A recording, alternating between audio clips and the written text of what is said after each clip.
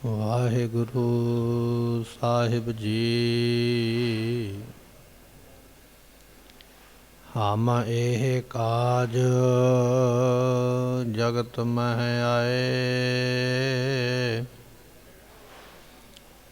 ਧਰਮ ਹੇਤ ਗੁਰਦੇਵ ਪਠਾਏ। यही काज धरा हम जन्मं, समझ लहो साधु सब मनमं। तहीं प्रकाश हमारा भयो, पटना शहर ਵੇਖੈ ਭਵ ਲਿਓ।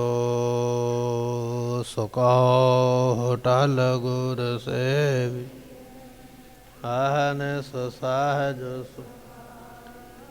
ਦਰਸ਼ਨ ਪਰਸੈ।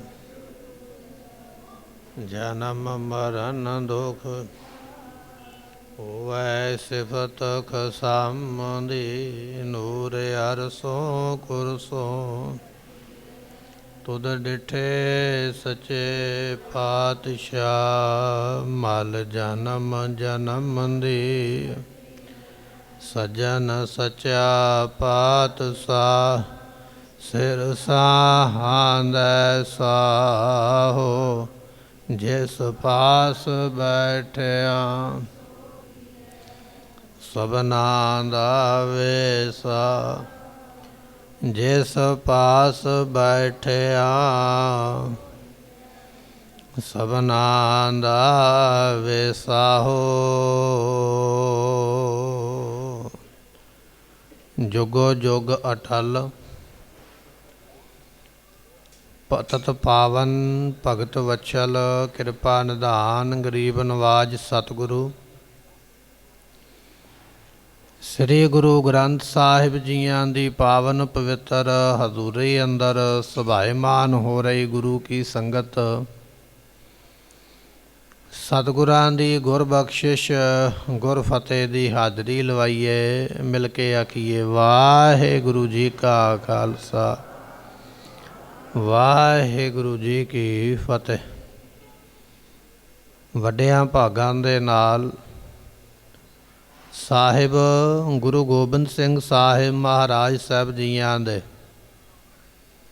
ਪ੍ਰਕਾਸ਼ ਦਿਹਾੜੇ ਨੂੰ ਮਨਾਉਣ ਵਾਸਤੇ ਆਪ ਸੰਗਤਾਂ ਗੁਰੂ ਦਰਬਾਰ ਵਿੱਚ ਸੁਸ਼ੋਭਿਤ ਹੋ ਕਰਕੇ ਸਤਿਗੁਰਾਂ ਦੀ ਗੁਰਬਾਣੀ ਦੇ ਕੀਰਤਨ, ਗੁਰਬਾਣੀ ਦੇ ਪਾਠ ਆਪ ਸੰਗਤਾਂ ਨੇ ਸਰਵਣ ਕੀਤੇ। ਮਿਲੀਆਂ ਹੋਈਆਂ ਇਹ ਮਨੁੱਖਾ ਜਨਮ ਦੀਆਂ ਘੜੀਆਂ ਜੋ ਨੇ ਸਫਲੀਆਂ ਬਣਾਈਆਂ। ਸਤਿਗੁਰਾਂ ਨੇ ਸ੍ਰੀ ਅਖੰਡ ਪਾਠ ਸਾਹਿਬ ਜੀਆਂ ਦੇ ਭੋਗ ਬਖਸ਼ਿਸ਼ ਕੀਤੇ। ਗੁਰਮੁਖੋ ਜਿਸ ਬਾਣੀ ਦੇ ਭੋਗ ਆਪਾਂ ਸਰਵਣ ਕੀਤੇ, ਇਹੀ ਗੁਰਬਾਣੀ ਦੇ ਅਖੰਡ ਪਾਠ ਧੰਨ ਗੁਰੂ ਗੋਬਿੰਦ ਸਿੰਘ ਮਹਾਰਾਜ ਜੀਆਂ ਨੂੰ ਸੰਸਾਰ ਵਿੱਚ ਆਉਣ ਵਾਸਤੇ ਬੇਨਤੀ ਕਰਦਿਆਂ ਹੋਇਆਂ ਧੰਨ ਗੁਰੂ ਤੇਗ ਬਹਾਦਰ ਪਾਤਸ਼ਾਹ ਨੇ ਆਪ ਕਰਵਾਏ ਤੇ ਸਰਵਣ ਕੀਤੇ। ਇਤਿਹਾਸ ਵਿੱਚ ਬਚਨ ਆਉਂਦਾ ਹੈ, ਗੁਰੂ ਹਰਗੋਬਿੰਦ ਪਾਤਸ਼ਾਹ ਮਹਾਰਾਜ ਜੀਆਂ ਨੇ ਗੁਰਤਾ ਗੱਦੀ ਜੋ ਹੈ ਨਾ ਆਪਣੇ ਪੋਤਰੇ ਸਾਹਿਬ ਗੁਰੂ ਹਰ ਰਾਏ ਮਹਾਰਾਜ ਜੀਆਂ ਨੂੰ ਦਿੱਤੇ। ਸੰਗਤਾਂ ਨੂੰ ਪਤਾ ਲੱਗ ਗਿਆ ਕਿ ਮਹਾਰਾਜ ਇਸ ਵੇਲੇ ਸੱਚਖੰਡ ਜਾਣ ਦੀ ਤਿਆਰੀ ਕਰਦੇ ਪਏ। ਜਦੋਂ ਇਹ ਬਚਨ ਪਰਿਵਾਰ ਨੂੰ ਪਤਾ ਲੱਗਾ ਕਿ ਮਹਾਰਾਜ ਸੱਚਖੰਡ ਨੂੰ ਜਾ ਰਹੇ ਨੇ, ਉਸ ਵੇਲੇ ਸਤਿਗੁਰਾਂ ਦੇ ਮਹਿਲ ਮਾਤਾ ਸਾਹਿਬ ਮਾਤਾ ਨਾਨਕੀ ਜੀ ਜੋ ਸਨ, ਉਹਨਾਂ ਨੇ ਸਤਿਗੁਰਾਂ ਨੂੰ ਆ ਕੇ ਬੇਨਤੀ ਕੀਤੀ, ਮਹਾਰਾਜ ਆਪ ਜੀ ਸਾਰਿਆਂ ਨੂੰ ਦਾਤਾਂ ਵੰਡ ਰਹੇ ਹੋ। ਆਪ ਜੀਆਂ ਦਾ ਜੋ ਸਭ ਤੋਂ ਛੋਟਾ ਸਪੁੱਤਰ ਹੈ ਸਾਹਿਬ ਗੁਰੂ ਤੇਗ ਬਹਾਦਰ ਮਹਾਰਾਜ ਜੀ, ਇਹ ਬੜੇ ਭੋਲੇ ਨੇ, ਇਹਨਾਂ ਦਾ ਬੜਾ ਸਿੱਧਾ ਸੁਭਾਅ ਹੈ। ਇਹ ਬਹੁਤਾ ਬਚਨ ਬਲਾਸ ਵੀ ਕਿਸੇ ਨਾਲ ਨਹੀਂ ਕਰਦੇ, ਚੁੱਪ ਹੀ ਰਹਿੰਦੇ, ਇਕਾਂਤ ਵਿੱਚ ਰਹਿੰਦੇ। ਸਾਰਿਆਂ ਨੂੰ ਦਾਤਾਂ ਵੰਡੀਆਂ ਮਹਾਰਾਜ, ਆਪਣੇ ਪੁੱਤਰ ਵਾਸਤੇ ਵੀ ਕੁਝ ਖਿਆਲ ਕਰੋ, ਇਹਨਾਂ ਨੂੰ ਵੀ ਕੋਈ ਦਾਤ ਦਿਓ, ਇਹਨਾਂ ਦਾ ਗੁਜ਼ਾਰਾ ਕਿਵੇਂ ਚੱਲੇਗਾ। ਆਪ ਜੀ ਗੁਰਤਾ ਗੱਦੀ ਪੋਤਰੇ ਨੂੰ ਦੇ ਰਹੇ ਹੋ, ਦੂਸਰੇ ਘਰ ਦਿੱਤੀ ਹੈ, ਭਰਾਵਾਂ ਦਾ ਸ਼ਰੀਕਾ ਹੋ ਜਾਂਦਾ ਹੈ, ਪਰਿਵਾਰਾਂ ਦੇ ਵਿੱਚ ਵੈਰ ਵਿਰੋਧ ਵੀ ਹੋ ਜਾਂਦਾ ਹੈ, ਭਰਾਵਾਂ ਵਿੱਚ ਵੰਡ ਵੀ ਪੈ ਜਾਂਦੀ ਹੈ। ਦੂਸਰੇ ਭਰਾ ਦੇ ਪੁੱਤਰ ਨੂੰ ਗੁਰਤਾ ਗੱਦੀ ਦਿੱਤੀ ਹੈ। ਮਹਾਰਾਜ ਪੁੱਤਰਾਂ ਨੂੰ ਵਿੱਚੋਂ ਸਭ ਤੋਂ ਛੋਟੇ ਪੁੱਤਰ ਵਾਸਤੇ ਆਪ ਜੀ ਨੇ ਕੁਝ ਨਹੀਂ ਬਖਸ਼ਿਆ। ਤੇ ਧੰਨ ਗੁਰੂ ਹਰਗੋਬਿੰਦ ਮਹਾਰਾਜ ਸਾਹਿਬ ਜੀ ਕਹਿਣ ਲੱਗੇ ਨਾਨਕੀ ਜੀ, ਸਾਡੇ 5 ਪੁੱਤਰ ਨੇ, ਪਰ ਗੁਰਤਾ ਗੱਦੀ ਅਸੀਂ 5 ਪੁੱਤਰਾਂ ਦੇ ਵਿੱਚੋਂ ਸਭ ਤੋਂ ਛੋਟੇ ਨੂੰ ਹੀ ਦੇਵਾਂਗੇ। ਤੇ ਸਭ ਤੋਂ ਛੋਟੇ ਕੌਣ ਨੇ? ਗੁਰੂ ਤੇਗ ਬਹਾਦਰ ਪਾਤਸ਼ਾਹ। ਗੁਰੂ ਤੇਗ ਬਹਾਦਰ ਮਹਾਰਾਜ ਦੇ 5 ਭਰਾ ਨੇ, 4 ਵੱਡੇ ਨੇ, 5ਵੇਂ ਆਪ ਨੇ, ਪਰ ਉਹਨਾਂ 4 ਨੂੰ ਗੁਰਤਾ ਗੱਦੀ ਨਹੀਂ ਮਿਲੀ ਹੈ। ਗੁਰਤਾ ਗੱਦੀ ਸਮਾਂ ਪਾ ਕੇ ਤੁਹਾਡੇ ਪੁੱਤਰ ਕੋਲ ਹੀ ਆਏਗੀ। ਤੁਸੀਂ ਫਿਕਰ ਨਾ ਕਰੋ ਵੀ ਇਹਨਾਂ ਦਾ ਗੁਜ਼ਾਰਾ ਕਿਵੇਂ ਹੋਵੇਗਾ। ਇਹਨਾਂ ਦੇ ਦਰ 'ਤੇ ਆ ਕੇ ਕਈ ਗੁਜ਼ਾਰਾ ਕਰਿਆ ਕਰਨਗੇ, ਕਈਆਂ ਨੂੰ ਗੁਜ਼ਾਰੇ ਦੇ ਉੱਪਰ ਲਾ ਦੇਣਗੇ, ਤੁਸੀਂ ਇਹਦੇ ਗੁਜ਼ਾਰੇ ਦੀ ਫਿਕਰ ਨਾ ਕਰੋ। ਇੱਕ ਵਾਰੀ ਆਖੀਏ ਸਤਨਾਮ। ਇਹ ਬਚਨ ਜਦੋਂ ਮਾਤਾ ਨਾਨਕੀ ਜੀ ਨੇ ਸੁਣਿਆ ਨਾ ਗੁਰਮੁਖੋ, ਤੇ ਦੂਸਰਾ ਬਚਨ ਫਿਰ ਕੀਤਾ, ਕਹਿਣ ਲੱਗੇ ਜੀ ਸਾਨੂੰ ਵੀ ਨਾਲ ਹੀ ਲੈ ਚਲੋ। ਆਪ ਜੀ ਸੱਚਖੰਡ ਨੂੰ ਚੱਲੇ ਤੇ ਮਹਾਰਾਜ ਅਸੀਂ ਆਪ ਜੀ ਦੇ ਚਰਨਾਂ ਦੀ ਸੇਵਾ ਕੀਤੀ, ਆਪ ਜੀ ਦੇ ਦਾਸ ਹਾਂ, ਦਾਸਾਂ ਨੂੰ ਵੀ ਨਾਲ ਹੀ ਸੱਚਖੰਡ ਲੈ ਚੱਲੋ। ਤੇ ਧੰਨ ਗੁਰੂ ਹਰਗੋਬਿੰਦ ਪਾਤਸ਼ਾਹ ਮਹਾਰਾਜ ਜੀਆਂ ਨੇ ਦੂਜਾ ਬਚਨ ਬਖਸ਼ਿਆ, ਕਹਿਣ ਲੱਗੇ ਨਹੀਂ, ਅਜੇ ਤੁਹਾਡੀ ਪਰਾਲਬਧ ਬਾਕੀ ਹੈ, ਅਜੇ ਤੁਹਾਡੇ ਕੋਲ ਸਮਾਂ ਹੈ, ਤੁਸੀਂ ਹੁਣੇ ਸੱਚਖੰਡ ਨੂੰ ਨਹੀਂ ਜਾਣਾ, ਤੁਸੀਂ ਪੋਤਰੇ ਨੂੰ ਖੜਾਓਗੇ ਆਪਣੀ ਗੋਦੀ ਦੇ ਵਿੱਚ ਤੇ ਫਿਰ ਸੱਚਖੰਡ ਨੂੰ ਆਓਗੇ। ਪੁੱਤਰ ਨੂੰ ਗੁਰਤਾ ਗੱਦੀ ਤੇ ਪੋਤਰੇ ਦਾ ਜਨਮ, ਇਹ 2 ਵਾਰ ਜਿਹੜੇ ਸਨ ਮਾਤਾ ਨਾਨਕੀ ਜੀਆਂ ਨੂੰ ਸਤਿਗੁਰੂ ਹਰਗੋਬਿੰਦ ਪਾਤਸ਼ਾਹ ਨੇ ਬਖਸ਼ ਦਿੱਤੇ। ਤੁਹਾਡਾ ਪੁੱਤਰ ਗੁਰਤਾ ਗੱਦੀ 'ਤੇ ਬੈਠੇਗਾ, ਪੋਤਰੇ ਨੂੰ ਤੁਸੀਂ ਖੜਾ ਕੇ ਆਓਗੇ, ਬੜਾ ਬਲ ਵਾਲਾ ਸੂਰਮਾ ਪੋਤਰਾ ਤੁਹਾਡੇ ਘਰ ਪੈਦਾ ਹੋਵੇਗਾ। ਇਹ ਬਚਨ ਕਰਕੇ ਨਾ ਗੁਰੂ ਹਰਗੋਬਿੰਦ ਪਾਤਸ਼ਾਹ ਮਹਾਰਾਜ ਜੋਤੀ ਜੋਤ ਸਮਾ ਗਏ, ਸੱਚਖੰਡ ਚਲੇ ਗਏ। ਸਮਾਂ ਬਤੀਤ ਹੋਇਆ, ਗੁਰਤਾ ਗੱਦੀ ਗੁਰੂ ਹਰਗੋਬਿੰਦ ਪਾਤਸ਼ਾਹ ਤੋਂ ਗੁਰੂ ਹਰ ਰਾਏ ਮਹਾਰਾਜ ਜੀਆਂ ਨੂੰ ਪ੍ਰਾਪਤ ਹੋਈ, ਜੋ ਪੋਤਰੇ ਲੱਗਦੇ ਨੇ। ਤੇ ਗੁਰੂ ਹਰ ਰਾਏ ਸਾਹਿਬ ਪਾਤਸ਼ਾਹ ਤੋਂ ਗੁਰਤਾ ਗੱਦੀ ਗੁਰੂ ਹਰਕ੍ਰਿਸ਼ਨ ਪਾਤਸ਼ਾਹ ਨੂੰ ਮਿਲੀ ਅਤੇ ਗੁਰੂ ਹਰਕ੍ਰਿਸ਼ਨ ਪਾਤਸ਼ਾਹ ਤੋਂ ਗੁਰਤਾ ਗੱਦੀ ਫਿਰ ਵਾਪਸ ਚਲੇ ਗਈ ਆਪਣੇ ਦਾਦਾ ਸਤਿਗੁਰੂ ਗੁਰੂ ਤੇਗ ਬਹਾਦਰ ਪਾਤਸ਼ਾਹ ਜੀ। ਰਿਸ਼ਤੇਦਾਰੀ ਵਿੱਚ ਗੁਰੂ ਤੇਗ ਬਹਾਦਰ ਮਹਾਰਾਜ ਜੀ ਗੁਰੂ ਹਰਕ੍ਰਿਸ਼ਨ ਪਾਤਸ਼ਾਹ ਜੀ ਦੇ ਦਾਦਾ ਜੀ ਲੱਗਦੇ। ਬਚਨ ਵਰਤਿਆ ਨਾ, ਬਾਬਾ ਬਸਹੇ ਗ੍ਰਾਮ ਬਕਾਲੇ, ਬਨ ਗੁਰ ਸੰਗਤ ਆਪ ਸੰਭਾਲੇ। ਬਾਬਾ ਵੱਡੇ ਨੂੰ ਕਿਹਾ ਜਾਂਦਾ, ਦਾਦੇ ਨੂੰ ਵੀ ਬਾਬਾ ਕਹਿ ਦਿੰਦੇ। ਕੁਝ ਪਰਿਵਾਰਾਂ ਵਿੱਚ, ਕੁਝ ਇਲਾਕਿਆਂ ਵਿੱਚ ਸ਼ਬਦ ਵਰਤਿਆ ਜਾਂਦਾ। ਗੁਰੂ ਤੇਗ ਬਹਾਦਰ ਪਾਤਸ਼ਾਹ ਮਹਾਰਾਜ ਜੀ ਗੁਰਤਾ ਗੱਦੀ 'ਤੇ ਬੈਠੇ। ਕੁਝ ਸਮਾਂ ਬਾਬਾ ਬਕਾਲਾ ਸਾਹਿਬ, ਕੁਝ ਸਮਾਂ ਅਨੰਦਪੁਰ ਸਾਹਿਬ ਦੀ ਧਰਤੀ 'ਤੇ ਵਿਚਰਨ ਤੋਂ ਮਗਰੋਂ ਮਹਾਰਾਜ ਜੀ ਤੀਰਥਾਂ ਦਾ ਭਲਾ ਕਰਦਿਆਂ ਹੋਇਆਂ ਨਾ ਇਲਾਹਾਬਾਦ ਪਹੁੰਚ ਗਏ। ਇਲਾਹਾਬਾਦ ਦੀ ਸੰਗਤਾਂ ਨੂੰ ਮਹਾਰਾਜ ਦਰਸ਼ਨ ਦੇ ਰਹੇ ਸਨ, ਬਚਨ ਬਿਲਾਸ ਕਰ ਰਹੇ ਸਨ। ਇੱਕ ਦਿਨ ਗੁਰੂ ਤੇਗ ਬਹਾਦਰ ਪਾਤਸ਼ਾਹ ਇਕੱਲੇ ਬੈਠੇ ਹੋਏ, ਇਕੱਲੇ ਬੈਠਿਆਂ ਵੇਖ ਕੇ ਸਤਿਕਾਰਯੋਗ ਮਾਤਾ ਨਾਨਕੀ ਜੀ ਆ ਗਏ। ਸਤਿਗੁਰਾਂ ਨੂੰ ਬੈਠਿਆਂ ਵੇਖ ਕੇ ਵੀ ਅੱਜ ਆਪਣੇ ਪੁੱਤਰ ਦੇ ਨਾਲ ਬਚਨ ਬਿਲਾਸ ਕਰਾਂ। ਗੁਰੂ ਤੇਗ ਬਹਾਦਰ ਪਾਤਸ਼ਾਹ ਮਹਾਰਾਜ ਜੀ ਸੰਸਾਰ ਦੇ ਨਲਾਇਕ ਪੁੱਤਰਾਂ ਨੂੰ ਗੁਣ ਦੇਣ ਵਾਸਤੇ, ਸਿੱਖਿਆ ਦੇਣ ਵਾਸਤੇ ਆਪਣੀ ਮਾਤਾ ਨੂੰ ਆਉਂਦਿਆਂ ਵੇਖ ਕੇ ਮਹਾਰਾਜ ਉੱਠ ਕੇ ਖੜੇ ਹੋ ਗਏ। ਸਤਿਕਾਰ ਦਿੱਤਾ, ਇਹਨੇ ਸਾਨੂੰ ਸੰਸਾਰ ਵਿਖਾਇਆ ਹੈ। ਜਿਨ੍ਹਾਂ ਨੂੰ ਮੱਥਾ ਦੁਨੀਆ ਟੇਕਦੀ ਹੈ, ਸਿੱਖ ਜਗਤ ਮੱਥਾ ਟੇਕਦਾ, ਲੁਕਾਈ ਮੱਥਾ ਟੇਕਦੀ ਹੈ, ਉਹ ਆਪ ਨਮਸਕਾਰ ਕਰਨ ਵਾਸਤੇ ਆਪਣੀ ਮਾਤਾ ਜੀ ਮਾਂ ਨੂੰ ਆਉਂਦਿਆਂ ਵੇਖ ਕੇ ਖੜੇ ਹੋਏ, ਸਤਿਕਾਰ ਦਿੱਤਾ। ਕਿਉਂਕਿ ਸਾਡੇ ਇਸ ਜੀਵਨ ਤੋਂ ਪ੍ਰੇਰਿਤ ਹੋ ਕੇ ਆਉਣ ਵਾਲੇ ਸਮੇਂ ਦੇ ਵਿੱਚ ਸਾਡੇ ਸਿੱਖ ਵੀ ਆਪਣੇ ਮਾਤਾ ਪਿਤਾ ਨੂੰ ਐਸਾ ਸਤਿਕਾਰ ਦੇਣ ਜਿਸ ਮਾਂ ਬਾਪ ਦੇ ਬਹਾਨੇ ਦੇ ਨਾਲ ਸਾਨੂੰ ਸੰਸਾਰ ਵੇਖਣ ਦਾ ਇਹ ਮੌਕਾ ਮਿਲਿਆ, ਇਹ ਸੁਭਾਗ ਪ੍ਰਾਪਤ ਹੋਇਆ। ਤੇ ਗੁਰਮੁਖੋ ਉਹ ਬਚਨ ਜਿਹੜੇ ਨਾ ਅੱਜ ਅਸੀਂ ਪਾਲਣ ਤੋਂ ਬੜੇ ਅਸਮਰੱਥ ਹੋ ਗਏ ਹਾਂ, ਬੜੇ ਦੂਰ ਚਲੇ ਗਏ ਹਾਂ। ਇਹ ਜਿਹੜੇ ਬਿਰਧ ਆਸ਼ਰਮ ਬਣੇ ਹੋਏ ਨੇ ਨਾ, ਕਰਾਰੀ ਚਪੇੜ ਹੈ ਮੂੰਹ ਦੇ ਉੱਪਰ। ਇਹ ਕਿਉਂ ਬਣੇ? ਜੇ ਮਾਂ ਬਾਪ ਦਾ ਸਤਿਕਾਰ ਗੁਰੂ ਤੇਗ ਬਹਾਦਰ ਪਾਤਸ਼ਾਹ ਦੇ ਵਾਂਗ ਕੀਤਾ ਹੁੰਦਾ ਤੇ ਇਹ ਬਣਦੇ ਨਾ। ਇਹ ਤਾਂ ਬਣੇ ਨੇ, ਮਾਂ ਪਿਓ ਨੂੰ ਘਰੋਂ ਕੱਢਿਆ ਗਿਆ, ਘਰੋਂ ਧੱਕਿਆ ਗਿਆ, ਬਾਹਰ ਦਾ ਰਾਹ ਵਿਖਾਇਆ, ਉਹ ਮਜਬੂਰੀ ਵਿੱਚ ਜਾ ਕੇ ਉੱਥੇ ਰਹੇ ਨੇ, ਆਪਣੇ ਬੱਚਿਆਂ ਤੋਂ ਪਰਿਵਾਰ ਤੋਂ ਦੂਰ ਹੋ ਕੇ। ਸਤਿਗੁਰਾਂ ਨੇ ਤੇ ਸਿੱਖਿਆ ਦਿੱਤੀ ਹੈ, ਪਰ ਉਹ ਸਿੱਖਿਆ ਨੂੰ ਕਮਾਇਆ ਨਹੀਂ ਗਿਆ। ਰੋ ਵਿਚਾਰ ਸਤਿਗੁਰਾਂ ਨੇ ਫਿਰ ਪੁੱਛਿਆ, ਕਹਿਣ ਲੱਗੇ ਮਾਤਾ ਜੀ ਆਪ ਜੀ ਕਿਹੜਾ ਐਸਾ ਜ਼ਰੂਰੀ ਬਚਨ ਕਰਨ ਵਾਸਤੇ ਸਾਡੇ ਕੋਲ ਆਏ? ਸਾਨੂੰ ਬੁਲਾ ਲੈਂਦੇ ਤੇ ਅਸੀਂ ਤੁਹਾਡੇ ਕੋਲ ਅੰਦਰ ਆ ਕੇ ਬਚਨ ਸੁਣ ਲੈਂਦੇ। ਤੇ ਮਾਤਾ ਨਾਨਕੀ ਜੀ ਉਸ ਵੇਲੇ ਕਹਿਣ ਲੱਗੇ, ਪੁੱਤਰ ਤੁਸੀਂ ਕੰਮਕਾਰ ਦੇ ਵਿੱਚ ਇੰਨੇ ਵਿਅਸਤ ਰਹਿੰਦੇ ਹੋ ਕਿ ਤੁਹਾਡਾ ਸਮਾਂ ਤੇ ਸੰਗਤ ਦਾ ਸਮਾਂ ਹੈ। ਪਰਿਵਾਰ ਨੂੰ ਜੇ ਕੋਈ ਮੁਹਿੰਮ ਬਣੀ ਹੈ, ਕੋਈ ਲੋੜ ਬਣੀ ਹੈ, ਤੇ ਪਰਿਵਾਰ ਦਾ ਫਰਜ਼ ਬਣਦਾ ਗੁਰੂ ਕੋਲ ਚੱਲ ਕੇ ਜਾਵੇ। ਅਸੀਂ ਲੈਣ ਵਾਸਤੇ ਆਏ ਹਾਂ।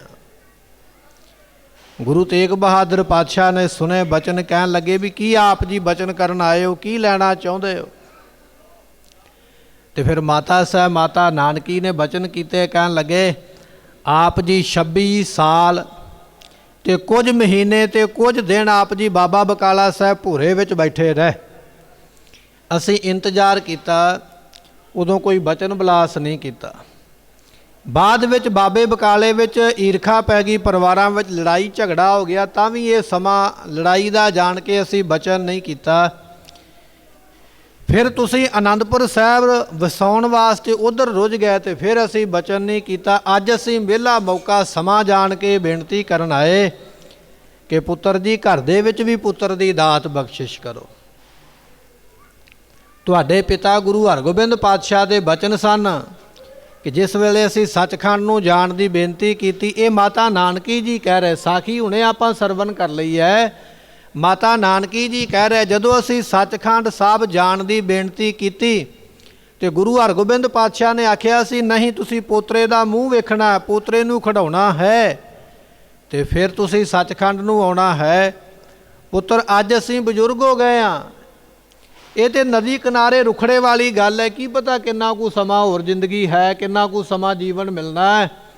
ਉਹ ਜਿਹੜੀ ਤਮੰਨਾ, ਜਿਹੜੇ ਬਚਨ ਨੇ ਗੁਰੂ ਹਰਗੋਬਿੰਦ ਪਾਤਸ਼ਾਹ ਦੇ, ਉਹ ਆਪ ਜੀ ਪੂਰੇ ਕਰੋ। ਤੇ ਜਦੋਂ ਇਹ ਬਚਨ ਸੁਣੇ ਨਾ ਗੁਰੂ ਤੇਗ ਬਹਾਦਰ ਪਾਤਸ਼ਾਹ ਨੇ ਗੁਰਮੁਖੋ, ਤੇ ਮਹਾਰਾਜ ਨੇ ਇੱਕ ਬਚਨ ਬਖਸ਼ਿਸ਼ ਕੀਤਾ ਜਿਹੜਾ ਸਾਡੇ ਵੀ ਬੜਾ ਧਿਆਨ ਲਾ ਕੇ ਸੁਣਨ ਵਾਲੀ ਗੱਲ ਹੈ, ਜਿਹੜਾ ਸਾਨੂੰ ਸੁਣਨਾ ਚਾਹੀਦਾ ਔਰ ਮੰਨਣਾ ਵੀ ਚਾਹੀਦਾ। ਗੁਰੂ ਤੇਗ ਬਹਾਦਰ ਮਹਾਰਾਜ ਜੀ ਕਹਿਣ ਲੱਗੇ, ਮਾਤਾ ਜੀ ਜੇ ਐਸੇ ਪੋਤਰੇ ਦੀ ਦਾਤ ਲੈਣ ਵਾਸਤੇ ਤੁਹਾਡੀ ਇੱਛਾ ਬਣੀ ਹੈ ਨਾ, ਉਹਦੇ ਵਾਸਤੇ ਸੇਵਾ ਵੀ ਕਰਨੀ ਪਵੇਗੀ, ਉਹਦੇ ਵਾਸਤੇ ਸਿਮਰਨ ਵੀ ਕਰਨਾ ਪਵੇਗਾ, ਕਮਾਈ ਵੀ ਕਰਨੀ ਪਵੇਗੀ। ਮਾਤਾ ਨਾਨਕੀ ਜੀਆਂ ਨੇ ਫਿਰ ਆਖਿਆ, ਕਹਿਣ ਲੱਗੇ ਪੁੱਤਰ ਜੀ ਆਪ ਜੀ ਹੁਕਮ ਕਰੋ, ਜਿਵੇਂ ਹੁਕਮ ਹੋਵੇਗਾ ਉਸੇ ਤਰ੍ਹਾਂ ਹੀ ਹੋਵੇਗਾ। ਕਹਿਣ ਲੱਗੇ ਇਸ ਜਗ੍ਹਾ ਦੇ ਉੱਪਰ ਨਾ ਸ੍ਰੀ ਅਖੰਡ ਪਾਠ ਸਾਹਿਬ ਪ੍ਰਾਰੰਭ ਕਰਵਾਓ। ਜਿਸ ਅਖੰਡ ਪਾਠ ਸਾਹਿਬ ਦੇ ਆਪਾਂ ਅੱਜ ਭੋਗ ਪਾਏ, ਇਹ ਪਹਿਲਾ ਅਖੰਡ ਪਾਠ ਸਾਹਿਬ ਗੁਰੂ ਤੇਗ ਬਹਾਦਰ ਪਾਤਸ਼ਾਹ ਆਰੰਭ ਕਰਾਉਣ ਲੱਗੇ। ਕਹਿਣ ਲੱਗੇ ਇਸ ਜਗ੍ਹਾ ਤੇ ਸ੍ਰੀ ਅਖੰਡ ਪਾਠ ਸਾਹਿਬ ਪ੍ਰਾਰੰਭ ਕੀਤਾ ਜਾਵੇ। ਜਿਹੜੇ ਪਾਠੀ ਸਿੰਘ ਲੱਗਣਗੇ, ਪਾਠ ਕਰਨ ਵਾਲੇ, ਬਾਣੀ ਪੜ੍ਹਨ ਵਾਲੇ, ਜਾਂ ਜਿਹੜੀ ਸੰਗਤ ਆਵੇ ਮੱਥਾ ਟੇਕਣ ਵਾਸਤੇ, ਸੰਗਤ ਵਾਸਤੇ ਘਰੇ ਆਟਾ ਪੀ ਕੇ ਚੱਕੀ ਦੇ ਨਾਲ ਤੇ ਚੰਗੇ ਤਰੀਕੇ ਦੇ ਨਾਲ ਆਪਣੀ ਨਹੁੰ, ਜਿਨ੍ਹਾਂ ਨੂੰ ਆਪਾਂ ਸਤਿਕਾਰਯੋਗ ਮਾਤਾ ਗੁਜਰੀ ਜੀ ਆਖਦੇ ਹਾਂ, ਉਹਨਾਂ ਨੂੰ ਕਹੋ ਵੀ ਆਪ ਸੰਗਤ ਦੇ ਭਾਂਡੇ ਮਾਂਜਣ, ਆਪ ਚੱਕੀ ਪੀ ਕੇ ਆਟਾ ਪੀਸਣ, ਆਪ ਪ੍ਰਸ਼ਾਦਾ ਬਣਾ ਕੇ ਬਾਣੀ ਪੜ੍ਹਨ ਵਾਲਿਆਂ ਨੂੰ ਪ੍ਰਸ਼ਾਦਾ ਛਕਾਇਆ ਜਾਵੇ। ਜਿਹੜੀ ਸੰਗਤ ਆਵੇ ਉਹਨਾਂ ਨੂੰ ਵੀ ਪ੍ਰਸ਼ਾਦਾ ਛਕਾਇਆ ਜਾਵੇ ਤੇ ਫਿਰ ਗੁਰੂ ਚਰਨਾਂ ਵਿੱਚ ਅਰਦਾਸ ਕੀਤੀ ਜਾਵੇ। ਜਦੋਂ ਅਰਦਾਸ ਹੋਵੇਗੀ ਉਸ ਵੇਲੇ ਤੁਹਾਡੀ ਭਾਵਨਾ ਪੂਰੀ ਹੋਵੇਗੀ। ਇਹ ਬਚਨ ਸਾਹਿਬ ਗੁਰੂ ਤੇਗ ਬਹਾਦਰ ਪਾਤਸ਼ਾਹ ਨੇ ਕੀਤੇ। ਆਪ ਗੁਰਤਾ ਗੱਦੀ ਤੇ ਗੁਰੂ ਨੇ ਗੁਰੂ ਗ੍ਰੰਥ ਸਾਹਿਬ ਨੂੰ ਗੁਰਤਾ ਗੱਦੀ ਹਾਲੇ ਮਿਲੀ ਨਹੀਂ ਹੈ, ਫਿਰ ਵੀ ਇਹ ਬਚਨ ਕੀਤਾ ਵੀ ਗੁਰਬਾਣੀ ਸੁਣੋਗੇ, ਸੰਗਤ ਦੀ ਸੇਵਾ ਕਰੋਗੇ, ਫਿਰ ਜਿਹੜੀ ਅਰਦਾਸ ਕਰੋਗੇ ਉਹ ਪੂਰੀ ਹੋਵੇਗੀ। ਗੁਰਮੁਖੋ ਗੁਰਬਾਣੀ ਦਾ ਪਾਠ ਤੇ ਵੇਖੋ ਵੇਖੀ ਆਪਾਂ ਵੀ ਕਰਵਾਉਂਦੇ ਆ, ਫਲਾਣੇ ਨੇ ਕਰਾਇਆ ਮੈਂ ਪਿੱਛੇ ਕਿਉਂ ਰਹਿ ਜਾਵਾਂ। ਪਰ ਅਸੀਂ ਗੁਰਬਾਣੀ ਵੀ ਮੁੱਲ ਵੇਚ ਦਿੱਤੀ, ਸੇਵਾ ਵੀ ਮੁੱਲ ਵੇਚ ਦਿੱਤੀ। ਸੇਵਾ ਹੱਥੀਂ ਨਹੀਂ ਕੀਤੀ ਹੈ, ਨਾ ਭਾਂਡਾ ਮਾਂਜਿਆ, ਨਾ ਪ੍ਰਸ਼ਾਦਾ ਬਣਾਇਆ, ਨਾ ਕਿਸੇ ਨੂੰ ਛਕਾਇਆ, ਹੁਕਮ ਦੇ ਛੱਡਿਆ ਦੂਸਰੇ ਕਿਸੇ ਮੁੱਲ ਦੇ ਲਿਆਂਦੇ ਹੋਏ ਬੰਦੇ ਨੂੰ ਵੀ ਇਹ ਸਭ ਕੁਝ ਤੂੰ ਕਰਨਾ, ਮੈਂ ਕੁਝ ਨਹੀਂ ਕਰਨਾ। ਜਿਹੜੀ ਸੇਵਾ ਸੀ ਸੰਗਤ ਦੀ ਕਰਨੀ, ਗੁਰਬਾਣੀ ਪੜ੍ਹਨ ਵਾਲਿਆਂ ਦੀ ਕਰਨੀ, ਉਹ ਅਸੀਂ ਮੁੱਲ ਵੇਚ ਦਿੱਤੀ, ਪੈਸਿਆਂ ਦੇ ਭਾਅ, ਹੱਥੀਂ ਨਹੀਂ ਕਮਾਈ ਕੀਤੀ ਹੈ। ਜਿਹੜੀ ਗੁਰਬਾਣੀ ਦੇ ਪਾਠ ਨੂੰ ਸੁਣਨਾ ਸੀ ਉਹ ਆਪਾਂ ਸੁਣਿਆ ਨਹੀਂ। ਇੱਧਰੋਂ ਗੁਰਬਾਣੀ ਪੜ੍ਹੀ ਜਾ ਰਹੀ ਹੈ, ਸਾਡਾ ਸਾਰਾ ਟੱਬਰ ਜਿੰਨਾ ਨਾ ਸੜਕ 'ਤੇ ਖਲੋਤਾ ਹੁੰਦਾ, ਗੇਟ ਦੇ ਉੱਪਰ ਜਾ ਕੇ ਫਲਾਣਾ ਮਾਮਾ ਆ ਰਿਹਾ, ਚਾਚਾ ਆ ਰਿਹਾ, ਫਲਾਣੇ ਨੂੰ ਜੀ ਆਇਆਂ ਕਹਿਣਾ, ਫਲਾਣੇ ਦਾ ਧੰਨਵਾਦ ਕਰਨਾ, ਖੁਸ਼ਾਮਦ ਕਰਨੀ ਸੰਸਾਰੀ ਲੋਕਾਂ ਦੀ। ਦੀਨ ਦੁਨੀਆ ਦਾ ਮਾਲਕ ਤੇਰੇ ਘਰੇ ਬੈਠਾ ਹੈ, ਉਹਨੂੰ ਪਿੱਠ ਕੀਤੀ ਹੈ। ਅਸੀਂ ਗੇਟ 'ਤੇ ਖੜ੍ਹਦੇ ਹਾਂ ਨਾ, ਬਾਹਰ ਨੂੰ ਮੂੰਹ ਕਰਕੇ ਲੋਕਾਂ ਨੂੰ ਜੀ ਆਇਆਂ ਕਹਿਣ ਵਾਸਤੇ, ਤੇ ਪਿੱਠ ਘਰ ਵੱਲ ਕੀਤੀ ਹੈ। ਜਿਸ ਘਰ ਦੇ ਵਿੱਚ ਗੁਰੂ ਬਿਰਾਜਮਾਨ ਹੈ ਉਧਰ ਪਿੱਠ ਕਰਕੇ ਖਲੋਤਾ ਹੈ। ਦੁਨੀਆ ਨੂੰ ਜੀ ਆਇਆਂ ਕਹਿਣ ਦੇ ਨਾਲ ਖੁਸ਼ਾਮਦ ਹੋ ਸਕਦੀ ਹੈ, ਪਰ ਮਿਲੇਗਾ ਕੁਝ ਨਹੀਂ।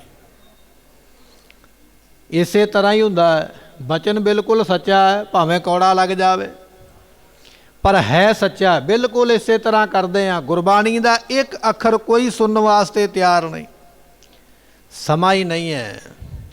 ਹੱਥੀਂ ਸੇਵਾ ਕਰਨ ਵਾਸਤੇ ਕੋਈ ਤਿਆਰ ਨਹੀਂ, ਸਮਾਂ ਹੀ ਨਹੀਂ ਹੈ।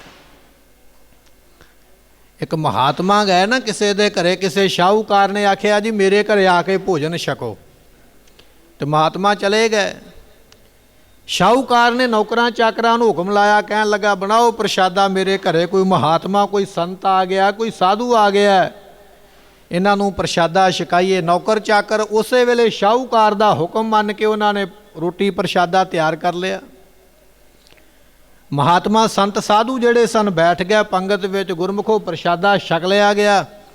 ਛਕਣ ਤੋਂ ਮਗਰੋਂ ਅਰਦਾਸ ਕੀਤੀ, ਕਹਿਣ ਲੱਗੇ ਐ ਅਕਾਲ ਪੁਰਖ, ਜਿਹੜਾ ਦਾਣਾ ਪਾਣੀ ਅਸੀਂ ਛਕਿਆ ਉਹ ਸਾਡੇ ਕਰਮਾਂ 'ਚ ਤੂੰ ਲਿਖਿਆ, ਉਹ ਤੇ ਅਸੀਂ ਉਹ ਛਕ ਲਿਆ, ਪਰ ਸੇਵਾ ਇਹਨਾਂ ਨੌਕਰਾਂ ਨੇ ਕੀਤੀ ਹੈ, ਇਹਨਾਂ ਦੀ ਕੀਤੀ ਸੇਵਾ ਥਾਂਏ ਪਵੇ। ਤੇ ਬਾਅਦ ਵਿੱਚ ਆਖਿਆ ਨਾਨਕ ਨਾਮ ਚੜ੍ਹਦੀ ਕਲਾ। ਹੁਣ ਸ਼ਾਹੂਕਾਰ ਖਲੋਤਾ ਵਿੱਚ ਆ ਕੇ ਹੈਰਾਨ ਹੋ ਗਿਆ, ਕਹਿਣ ਲੱਗਾ ਨੌਕਰ ਮੇਰੇ, ਰਾਸ਼ਨ ਪਾਣੀ ਮੈਂ ਲਿਆ ਕੇ ਦਿੱਤਾ, ਮੇਰਾ ਤੇ ਨਾਂ ਹੀ ਨਹੀਂ ਲਿਆ, ਮੇਰੇ ਵਾਸਤੇ ਤੇ ਕੁਝ ਵੀ ਨਹੀਂ ਕਿਹਾ, ਨੌਕਰਾਂ ਦੀ ਸੇਵਾ ਪ੍ਰਵਾਨ ਹੋਵੇ ਕਹਿ ਦਿੱਤਾ। ਮਹਾਤਮਾ ਨੂੰ ਸਵਾਲ ਕੀਤਾ, ਕਹਿਣ ਲੱਗੇ ਜੀ ਮੇਰਾ ਤੇ ਜ਼ਿਕਰ ਹੀ ਕੋਈ ਨਹੀਂ ਕੀਤਾ, ਅਰਦਾਸ ਤੇ ਮੇਰੇ ਨਾਂ ਦੀ ਕਰਦੇ। ਮਹਾਤਮਾ ਨੇ ਬਚਨ ਕੀਤਾ, ਕਹਿਣ ਲੱਗੇ ਸ਼ਾਹੂਕਾਰ ਜਿਹੜਾ ਅਸੀਂ ਭੋਜਨ ਛਕਿਆ ਨਾ, ਅਕਾਲ ਪੁਰਖ ਨੇ ਜਿਹਦੇ ਜਿਹਦੇ ਕਰਮਾਂ 'ਚ ਲਿਖਿਆ ਉਹਨੇ ਆਪਣੇ ਆਪ ਹੀ ਛਕ ਲੈਣਾ। ਇਹ ਦਾਤਾਂ, ਇਹ ਦਾਣਾ ਪਾਣੀ ਉਹਦਾ ਦਿੱਤਾ ਹੋਇਆ, ਜਿਹੜੀ ਸੇਵਾ ਹੈ ਉਹ ਨੌਕਰਾਂ ਨੇ ਕੀਤੀ ਹੈ। ਤੂੰ ਤੇ ਕੌਲੀ ਚੁੱਕ ਕੇ ਵੀ ਇੱਥੋਂ ਉੱਥੇ ਨਹੀਂ ਕੀਤੀ, ਤੂੰ ਤੇ ਕੁਝ ਵੀ ਨਹੀਂ ਕੀਤਾ ਹੱਥਾਂ ਨਾਲ, ਤੇਰਾ ਜ਼ਿਕਰ ਕਿਵੇਂ ਕਰੀਏ?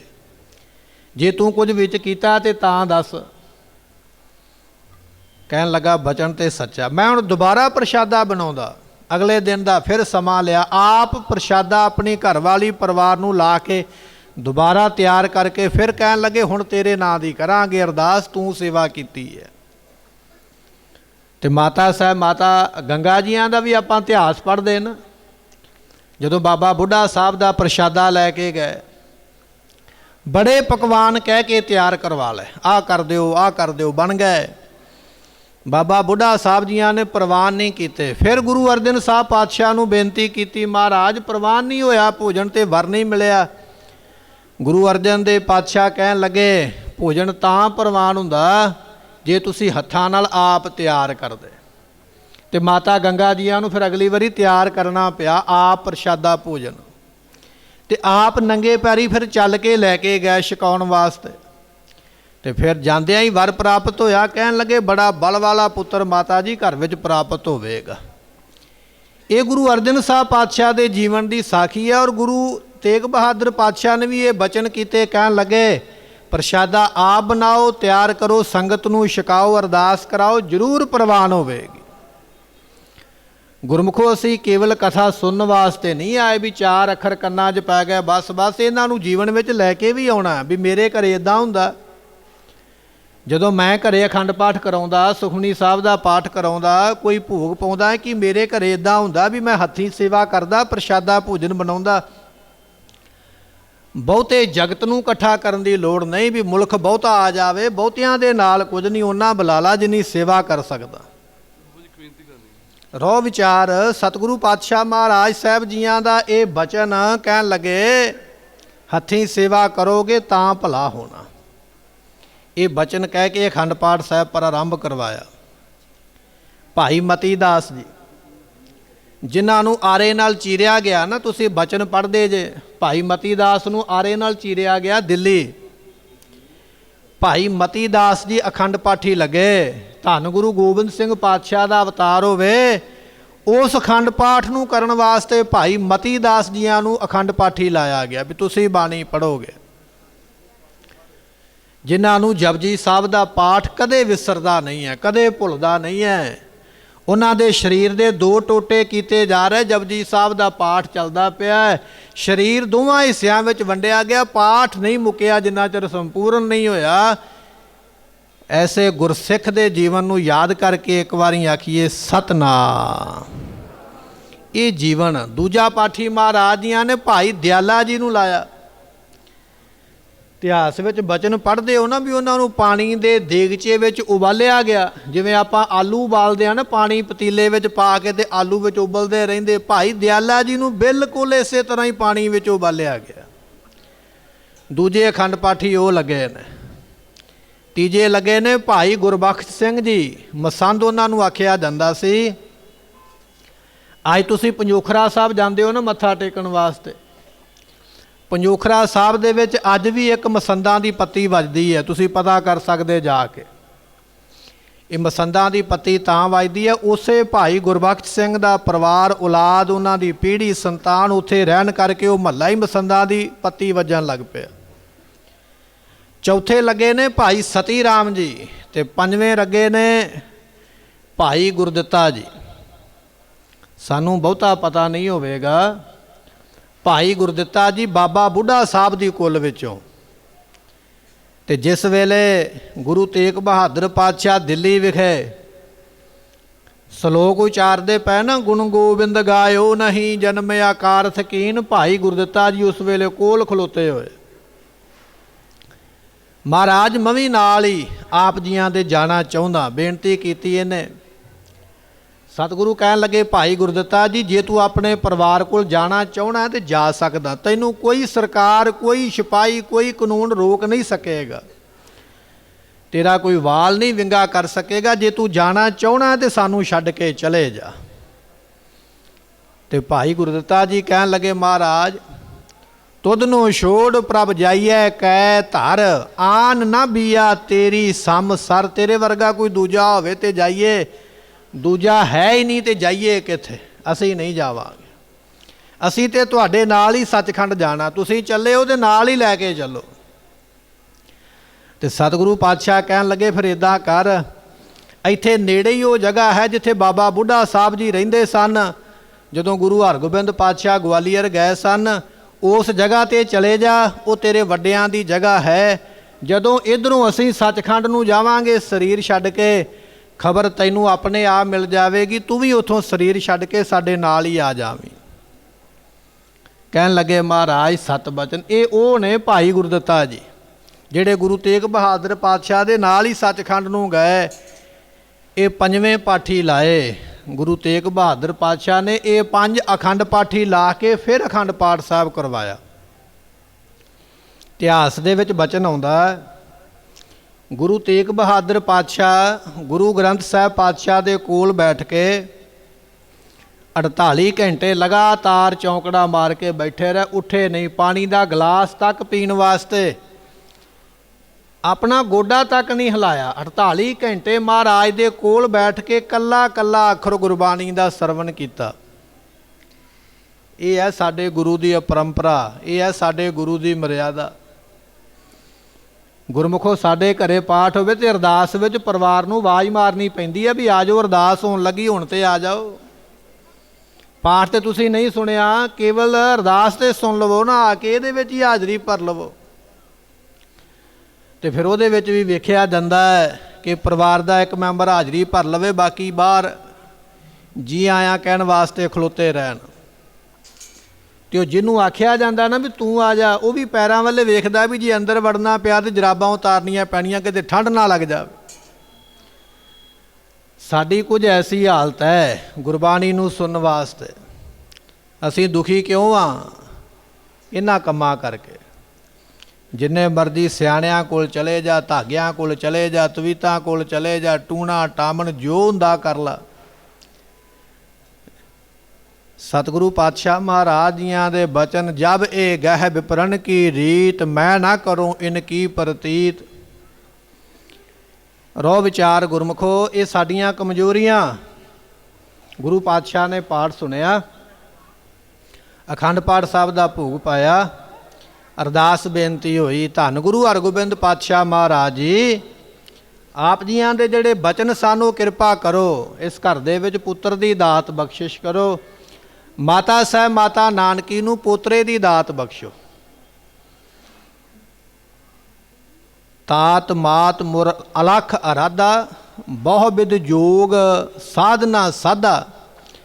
ਜਬ ਹੀ ਜਾਤ ਤ੍ਰਿਵੇਣੀ ਭਏ, ਪੁੰਨ ਦਾਨ ਦਿਨ ਕਰਤ ਬਤਏ, ਤਹੀਂ ਪ੍ਰਕਾਸ਼ ਹਮਾਰਾ ਭਇਓ। ਇਹ ਬਚਨ ਲਿਖੇ 10ਵੇਂ ਗੁਰੂ ਨੇ ਆਪ। ਇਲਾਹਾਬਾਦ ਦੀ ਧਰਤੀ ਤੇ ਤ੍ਰਿਵੇਣੀ ਵਿਖੇ ਅਸੀਂ ਮਾਤਾ ਦੇ ਗਰਭ ਦੇ ਵਿੱਚ ਆ ਕੇ ਨਿਵਾਸ ਕੀਤਾ। ਇੱਥੋਂ ਚੱਲ ਕੇ ਮਹਾਰਾਜ ਜੀ ਫਿਰ ਪੌਂਟਾ ਸਾਹਿਬ ਦੀ ਧਰਤੀ ਤੇ, ਪਟਨਾ ਸਾਹਿਬ ਦੀ ਧਰਤੀ ਤੇ ਪਹੁੰਚ ਗਏ। ਇੱਥੋਂ ਚੱਲ ਕੇ ਪਟਨਾ ਸਾਹਿਬ ਦੀ ਧਰਤੀ ਤੇ ਮਹਾਰਾਜ ਪਹੁੰਚੇ, ਜਿਹੜਾ ਮਹਾਰਾਜ ਦਾ ਪ੍ਰਕਾਸ਼ ਅਸਥਾਨ ਹੈ। ਇੱਥੇ ਮਹਾਰਾਜ ਜੀ ਦੇ 2 ਸੇਵਕ ਮਸੰਦ ਰਹਿੰਦੇ ਨੇ, ਘਨ ਸਿਆਮ ਤੇ ਗੁਲਾਬ ਰਾਏ। ਲੰਮੀ ਸਾਖੀ ਹੈ ਉਹਨਾਂ ਦੇ ਜੀਵਨ ਦੀ, ਆਪਣੇ ਕੋਲ ਇੰਨਾ ਸਮਾਂ ਨਹੀਂ ਹੈ। ਗੁਰੂ ਘਰ ਦੇ ਪ੍ਰੇਮੀ ਮਸੰਦ ਸਨ, ਇਹਨਾਂ ਨੇ ਆਪਣੀ ਹਵੇਲੀ ਵਿੱਚ ਮਹਾਰਾਜ ਨੂੰ ਟਿਕਾਇਆ। ਅਜੇ ਰਹਿੰਦਿਆਂ ਥੋੜ੍ਹੇ ਦਿਨ ਹੀ ਹੋਏ ਤੇ ਇੱਕ ਰਾਮ ਸਿੰਘ ਨਾਮ ਦਾ ਰਾਜਾ, ਜਿਹੜਾ ਕਿ ਹਿੰਦੂ ਪਰਿਵਾਰ ਨਾਲ ਸੰਬੰਧ ਰੱਖਦਾ ਹੈ, ਰਾਜਸਥਾਨ ਦੇ ਕਿਸੇ ਰਿਆਸਤ ਦਾ ਉਹ ਰਾਜਾ ਹੈ। ਗੁਰਮੁਖੋ ਸਾਖੀਆਂ ਬੜੀਆਂ ਲੰਮੀਆਂ ਨੇ, ਸਮਾਂ ਨਹੀਂ ਆਪਣੇ ਕੋਲ ਵੀ ਉਹਨੂੰ ਵਿਸਥਾਰ ਦੇ ਨਾਲ ਆਪਾਂ ਖੋਲ੍ਹ ਲਈਏ। ਇਹ ਰਾਜੇ ਨੂੰ ਔਰੰਗਜ਼ੇਬ ਬਾਦਸ਼ਾਹ ਨੇ ਆਖਿਆ ਵੀ ਤੂੰ ਅਸਾਮ ਦਾ ਇਲਾਕਾ ਜਿੱਤਣਾ ਜਾ ਕੇ। ਅਸਾਮ ਦੇ ਵਿੱਚ ਜਾਦੂ ਟੂਣੇ ਬਹੁਤ ਹੁੰਦੇ ਸਨ, ਅੱਜ ਵੀ ਹੁੰਦੇ ਹੋਣਗੇ। ਤੂੰ ਉਹ ਰਾਜ ਜਿੱਤ ਕੇ ਲਿਆਉਣਾ। ਹੁਣ ਬੰਦਿਆਂ ਵਿੱਚ ਹਾਂ ਤੇ ਕਰ ਬੈਠਾ ਵੀ ਜਿੱਤ ਲਿਆਵਾਂਗਾ। ਜਦੋਂ ਘਰੇ ਆ ਕੇ ਆਪਣੀ ਮਾਂ ਨੂੰ ਦੱਸਿਆ, ਦਾਦੀ ਨੂੰ ਦੱਸਿਆ ਵੀ ਮੈਨੂੰ ਰਾਜੇ ਨੇ ਆਹ ਕੰਮ ਦਿੱਤਾ, ਅਸਾਮ ਜਿੱਤ ਕੇ ਲਿਆਉਣਾ, ਦਾਦੀ ਰੋਣ ਲੱਗ ਪਈ, ਕਹਿਣ ਲੱਗੀ ਨਾ ਪੁੱਤਰਾ ਇਹ ਕੰਮ ਨਾ ਕਰੀ। ਪੁੱਛਿਆ ਮਾਂ ਤੂੰ ਡਰਦੀ ਕਿਉਂ ਹੈ, ਤੂੰ ਤੇ ਨਾ ਸੁਣ ਕੇ ਕਿਉਂ ਰੋਣ ਲੱਗ ਪਈ ਹੈ? ਉਹਨੇ ਫਿਰ ਦੱਸਿਆ, ਕਹਿਣ ਲੱਗੀ ਪੁੱਤਰਾ ਤੇਰੇ ਦਾਦੇ ਨੂੰ ਵੀ ਭੇਜਿਆ ਸੀ, ਉਹਦਾ ਨਾਮ ਸੀ ਮਾਨ ਸਿੰਘ। ਮਾਨ ਸਿੰਘ ਰਾਜੇ ਨੂੰ ਵੀ ਭੇਜਿਆ ਸੀ ਵੀ ਜਾ ਜਾ ਕੇ ਉਹ ਦੇਸ਼ ਜਿੱਤ ਕੇ ਲਿਆ। ਜਦੋਂ ਗੁਰਮੁਖੋ ਜਿੱਤਣ ਵਾਸਤੇ ਗਿਆ ਨਾ, ਤੇ ਇਤਿਹਾਸ ਵਿੱਚ ਬਚਨ ਆਉਂਦਾ ਵੀ ਉੱਥੇ ਇੱਕ ਬਹੁਤ ਵੱਡਾ ਦਰਿਆ ਲੰਘਦਾ ਸੀ, ਤੇ ਦਰਿਆ ਦੇ ਵਿੱਚ ਕੁਝ ਪੁਤਲੀਆਂ ਬਣਾ ਕੇ ਉਹਨਾਂ ਨੇ ਰੱਖ ਦਿੱਤੀਆਂ। ਵਿਰੋਧੀ ਰਾਜੇ ਨੇ ਪੁਤਲੀਆਂ ਬਣਾ ਕੇ ਰੱਖ ਦਿੱਤੀਆਂ। ਇੱਕ ਪੁਤਲੀ ਦੇ ਵਿੱਚ ਬੜਾ ਸੋਹਣਾ ਗੁਲਾਬ ਦਾ ਫੁੱਲ ਰੱਖ ਦਿੱਤਾ। ਜਦੋਂ ਉਹ ਬੇੜੀ ਤਰਦੀ ਤਰਦੀ ਰਾਜੇ ਦੇ ਕੋਲੋਂ ਲੰਘਣ ਲੱਗੀ ਤੇ ਰਾਜੇ ਨੂੰ ਬੜੀਆਂ ਸੋਹਣੀਆਂ ਪੁਤਲੀਆਂ ਲੱਗੀਆਂ, ਤੇ ਜਦੋਂ ਅੱਗੇ ਹੋ ਕੇ ਵੇਖਣ ਲੱਗਾ ਵੀ ਵੇਖਾਂ, ਫੜਿਆ ਹੋਇਆ ਪੁਤਲੀ ਦੇ ਹੱਥ ਵਿੱਚ ਫੁੱਲ ਇਹਨੂੰ ਬੜਾ ਹੀ ਸੋਹਣਾ ਲੱਗਿਆ, ਤੇ ਮਨ ਵਿੱਚ ਸੋਚਿਆ ਵੀ ਇਹ ਮੈਂ ਸੁਗੰਧੀ ਨਾ ਲੈ ਲਵਾਂ।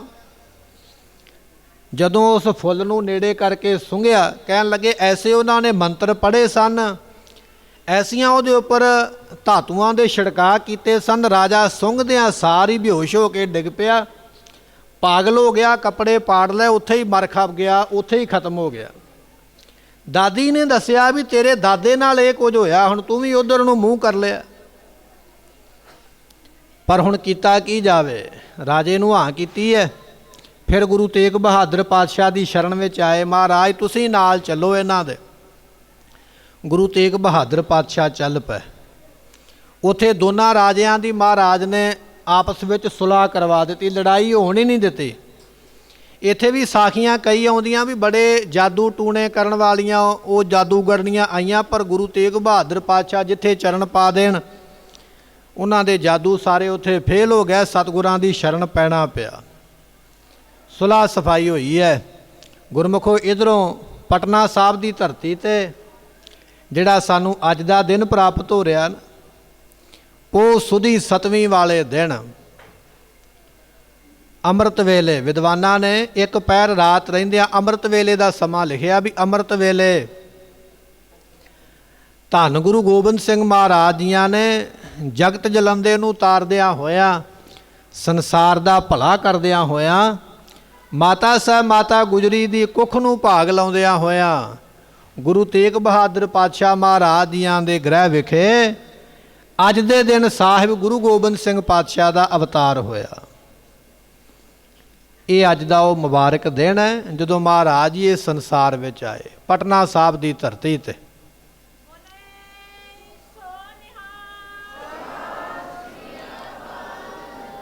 ਇਹ ਅੱਜ ਦਾ ਉਹ ਦਿਹਾੜਾ ਜਿਹੜਾ ਹੈ ਨਾ ਸਾਨੂੰ ਪ੍ਰਾਪਤ ਹੋਇਆ। 15 ਦਿਨ ਸੁਦੀ ਦੇ, 14 ਦਿਨ ਸੁਦੀ ਦੇ, 14 ਦਿਨ ਵਦੀ ਦੇ ਚੱਲਦੇ ਨੇ, ਇੱਕ ਦਿਨ ਮੱਸਿਆ ਦਾ, ਇੱਕ ਦਿਨ ਪੁੰਨਿਆਂ ਦਾ, ਇਸ ਤਰ੍ਹਾਂ 30 ਦਿਨ ਬਣਦੇ। ਮੱਸਿਆ ਵਾਲਾ ਦਿਨ ਛੱਡ ਕੇ ਉਹਨਾਂ ਦਿਨਾਂ ਦੀ ਗਿਣਤੀ ਕਰ ਲੈਣੀ, ਜਿਸ ਦਿਨ 7ਵਾਂ ਦਿਨ ਹੋ ਜਾਵੇ ਉਹਨੂੰ ਪੋਹ ਸੁਦੀ 7ਵੀਂ ਕਿਹਾ ਜਾਂਦਾ। ਲੰਮੀ ਵਿਚਾਰ ਹੈ ਇਹਨਾਂ ਕੈਲੰਡਰਾਂ ਦੀ। ਉਹ ਪੋਹ ਸੁਦੀ 7ਵੀਂ ਦਾ ਅੱਜ ਦਿਹਾੜਾ ਹੈ ਜਿਹੜਾ ਪ੍ਰਾਪਤ ਹੋਇਆ।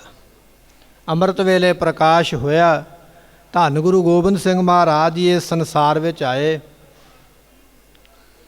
ਬੜੀਆਂ ਖੁਸ਼ੀਆਂ ਗੁਰੂ ਘਰੇ ਮਨਾਈਆਂ ਗਈਆਂ। ਇੱਧਰ ਗੁਰੂ ਤੇਗ ਬਹਾਦਰ ਪਾਤਸ਼ਾਹ ਜੀ ਅਸਾਮ ਦੀ ਧਰਤੀ 'ਤੇ ਬੈਠੇ।